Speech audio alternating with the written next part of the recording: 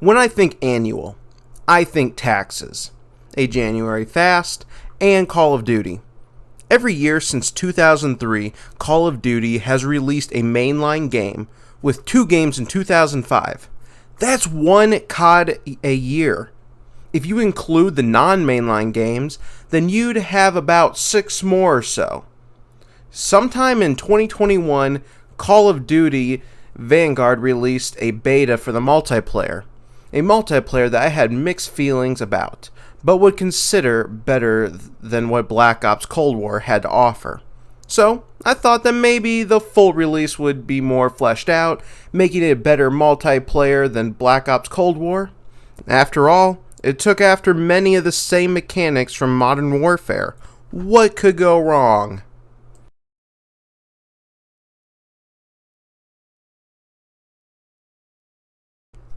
This multiplayer was terrible in a nutshell.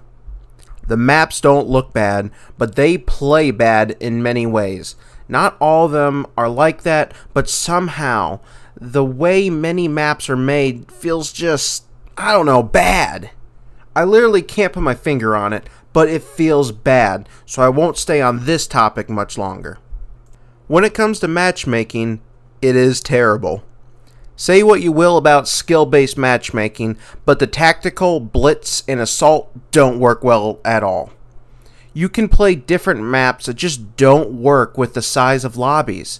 It feels like somebody said in the office, players just want more options for matchmaking, even if they're bad. Add all the options in matchmaking. See? Just because one can add a bunch of options to matchmaking doesn't mean it'll be fun. If it's not fun for the map, then I might quit the playlist altogether. When you win or lose a match, you're not greeted to the winning faction, you're greeted to my team and the enemy team. Guys, World War II is not about Nazis, Americans, the Red Sun, or Russia, or anything like that. It's just my team and the enemy team. High school had it all wrong. This is stupid. Were they trying not to be offensive? Was this an attempt to being lightly woke? Also, after that, you waste so much time watching 3 to 4 players do actions and go through a voting system. It's stupid and takes up too much time. Looking at the custom classes, the number of attachments is way too much. I like the less restrictive, but still having the trade-offs that Modern Warfare had for weapon attachments. But with Vanguard, weapon attachments are out of control with 10 slots. I feel like there is less thought and more mindless attachment picking just because the devs said you could. This is there just because, and Call of Duty, it just doesn't work. Or at least not yet. I also have gone to mention that it is possible to make really bad combinations of attachments on some guns. You couldn't really make ugly and really bad tactical guns with Modern Warfare or Black Ops Cold War, but in this game, you can. And speaking of attachments, this is a World War II shooter. Holographic sights were not invented at this point in time. I feel like the devs were trying to get every gun to a higher level. The holographics look disgusting too. Most don't make any sense. Lastly, the glitches on PC that I saw were game-breaking. The glitches I saw on PC I never saw on the Xbox Series X. You see, sometimes a building's textures would literally be all over the map. Sometimes a body's textures will be stretched all over the map. It doesn't matter what. Something would get stretched. Even my own guns would obstruct my aim.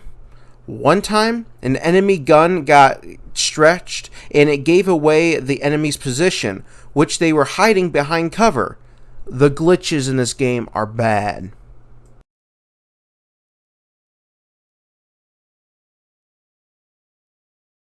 The big question about the campaign is it better than Black Ops 3's story?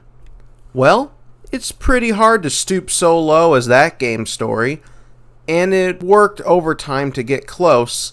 The game is not Black Ops 3 level bad, but it comes pretty close for different reasons. Before the game came out, I heard that the story was going to be about a team of soldiers from different countries who were trying to take down the successor of Hitler. That alone got me on board. The advertisements looked like the team would travel across the world trying to find this guy. Boy, was I wrong. The game consists of 9 missions and lengthy cutscenes. The lengthy cutscenes were actually the highlight of the game, but are not worth playing through to watch. See, 7 of the 9 missions were flashbacks, and they were backstories to each member of the team except for one, and that one was killed off at the beginning of the game. These flashbacks were terrible for the narrative. Yes, Black Ops was basically a game about flashbacks, but Vanguard and Black Ops have a huge difference in how the flashbacks are incorporated into the story. Black Ops flashbacks contribute to the overall idea of the story, the main plot. Vanguard flashbacks don't contribute to the story or the task at hand, but instead tell mini stories about each of the members and what they did just to get on the team. I don't remember really the names of anyone except for 2 people, Kingsley and Wade. If by the end of the story I can only remember 2 characters off the top of my head, then that shows how uninteresting the majority of the cast was. We have a Russian sniper lady, but I don't remember what her name was or what she was called. We had some Australian and did something, but I don't really remember what he did. All I remember was that I learned that the British and the Australians fought together during World War II. Wade, he blew up 2 Japanese ships and saved a lot of people. Kingsley, though, on the other hand, a natural-born leader with a kind of cool leadership ability used for gameplay. I feel like I'm forgetting someone else. Oh wait, I was. And he was shot in the face pretty quickly into the game. See, the cast is very forgettable and uninteresting. The last mission was the best mission in the entire game because you swap between each of the active team members and utilize their abilities to reach Hitler's successor. In the end, you catch up with the fleeing Nazi scum and are given a choice: kill Hitler's successor or not. If you don't, the Russian sniper lady will burn him alive. After that, the team jumps into a large plane and flies away. As you do, you discover a lot of treasure on the plane like an Indiana Jones movie. Great ending, right? No, I don't feel like I worked to the climax of killing Hitler's successor because 7 of the 9 missions had nothing to do with it. I don't even care that he is dead, because the game seemed to completely avoid showing me why I should hate this guy. I think it gave me more of a reason to support Hitler's successor because this man was killing other Nazis or threatening them. But you've proven non-essential. No, sir, no. I will get you what you require. Sledgehammer missed the mark totally. I like World War II and Advanced Warfare campaigns, but this is absolute garbage. One last topic for the campaign. The gameplay. It is slow, and it is at times absurdly hard. Let's start with the absurdly hard part. Whenever dogs are around, they will give you PTSD for the first time around. The first time you encounter dogs, you can't hear them, but it's nighttime, and they will sneak up on you despite being loud and insta-killing you. Call of Duty 4 Modern Warfare, World at War, Modern Warfare 2, Modern Warfare 3, Ghosts, and World War II all had dogs that didn't insta-kill you. You were able to take a hit and identify where the dog is, or have a chance to break the puppy's neck if they tackled you. These dogs are ruthless and need a patch. The game's pace is so slow at times.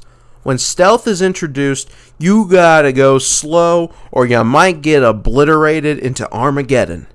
Other times, you're forced into a tight spot and you have to go at a crawling pace because of your AI teammate. And this guy is slow. The level drags on, and I just want to die. I didn't notice any glitches, or at least remember any, except for one. On the all-powerful Xbox Series X, my frame rate at times dropped below 30 frames per second, many times around 15 FPS in some missions. No mission was safe from at least one frame rate drop in my first playthrough with only the day one patch. This game really needed a year to optimize at this point. 5 years for a good product. While I've been throwing shade at the campaign, the game isn't 100% bad, but all the good moments are not worth the blood and mud you need to slog through just to see it. Like I said before, the cinematics are the best, except for Kingsley's narration. Kingsley's narration makes me want to turn down the audio. He sounds fine in gameplay, but cinematics, something about it makes him feel like he's about to ruin the cinematics. Insubordinate, churlish, no stranger to a prison cell. I also like the mission where you play as Wade and fly around destroying Japanese carriers. The controls were not the most intuitive, but they were an improvement from the broken flight stick of World War II. It was fun, and I actually liked the whole mission. The other moment that stuck out to me was when you play as Kingsley and make your way up a hill into trenches, being given cover by armored vehicles that led the way. It was really awesome and made me feel like I was a soldier pushing back on the enemy lines. This was one of the few missions that actually made me smile. What could have made this campaign more bearable, as cliche as it may be, is to do another D-Day mission. Yes, I know it's been done to death, and nothing is as good as the Medal of Valor D-Day mission, but it could have been something a little redeeming for such trash.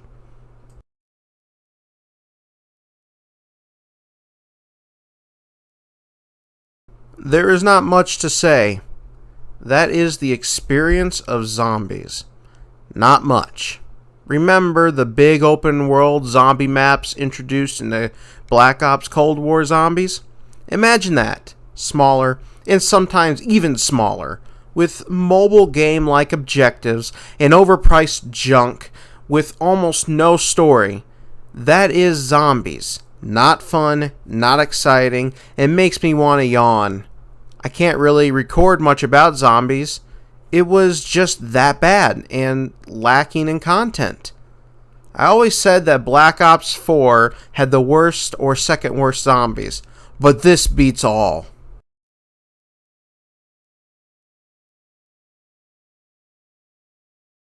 The story is pretty much what we've seen in the last two Call of Duty games, but the story is filled with so much junk.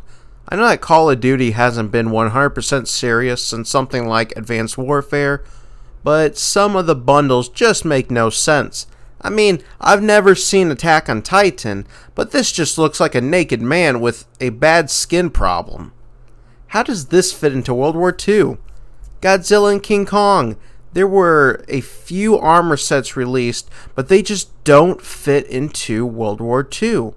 I mean, wasn't Call of Duty trying to tie the stories of the Modern Warfare reboot, the Black Ops series, Vanguard, and Warzone? These bundles make the game look like a joke. Like the best part of Vanguard is not Vanguard, but the other franchises they put into the game. Modern Warfare added 3 Halloween bundles: Leatherface, the Saw Guy, and Dr. Karlov. Other than Dr. Karlov, the other 2 bundles you could kind of stretch it in your mind to fit into the Modern Warfare story, even if they weren't actually a part of Modern Warfare. They were not the main focus of the game. They don't make it the reason why you buy and play Modern Warfare.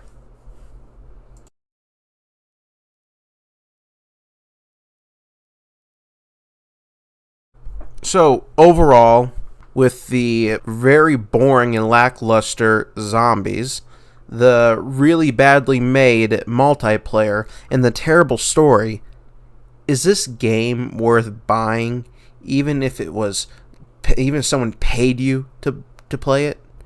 No, not at all. Don't even buy this game, okay? Never buy this. Don't try it. Run as far away as possible. God bless you. Remember to subscribe, and if you're not a member, become a member today. Have a good one. We hit the bloody jackpot. Come on, dig in. How about this? Project Nova. I can beat it. Project Ether. Reviving the dead.